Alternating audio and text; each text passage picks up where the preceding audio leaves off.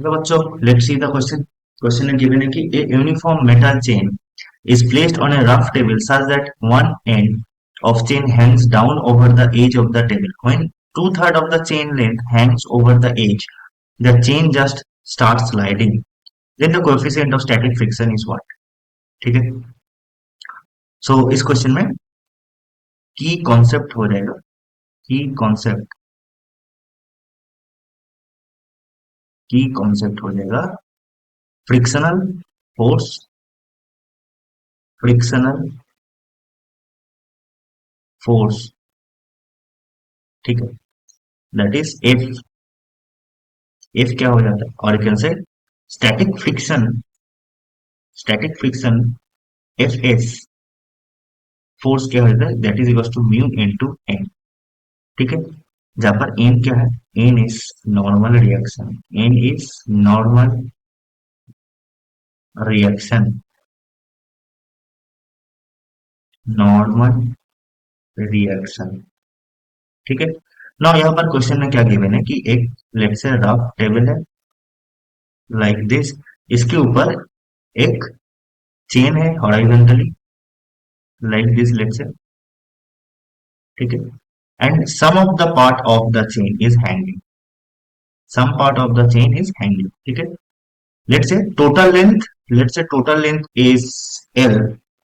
ठीक है, total length हमने मान लिया एल। ठीक है, तो यहाँ पर कितना पार्ट हैंग कर रहा है, that is 2/3। So this part is 2l/3।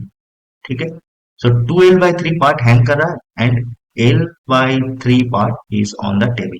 ठीक है, तो यहाँ पर हमें क्या फाइंड करना होगा कि अगर इस चेन और टेबल के बीच में स्टैटिक फ्रिक्शन म्यू होगा तो यहाँ पर म्यू का वैल्यू हमें फाइंड करना होगा। ठीक है, तो एक चीज हमें पता है कि ये जो l/3 पार्ट जो हॉरिजॉन्टली ऑन द टेबल पर है, इसका एक मास के लिए एक mg एक्ट करेगा। ठीक है, mg, इसको हम m1g बोल देते हैं, m1g बोल देते हैं। ठीक है, तो फिर नॉर्मल रिएक्शन ऊपर की दिख एक्ट करेगा। ठीक है, सो यहाँ पर n हो जाएगा, नॉर्मल रिएक्शन हो जाएगा m1g।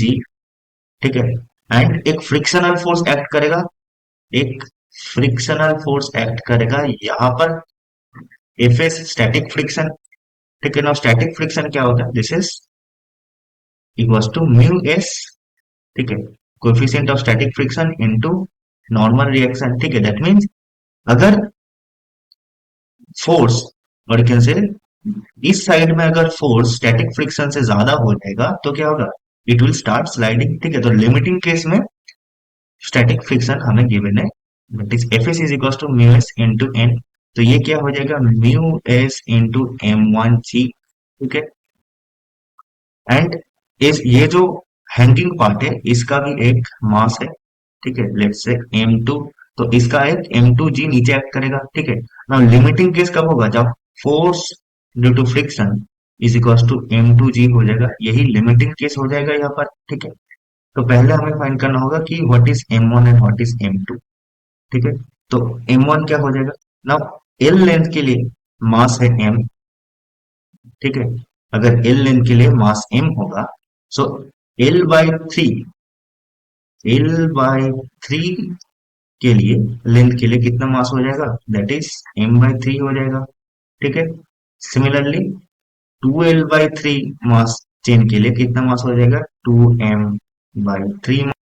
सो यहाँ पर m1 मास हो जाएगा, m1 हो जाएगा क्या, m/3, एंड m2 हो जाएगा 2m/3।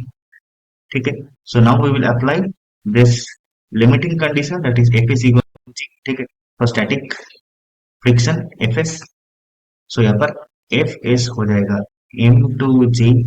ठीक है, एफ एस क्या है, F S is mu S into N, is m1g is equal to m2g।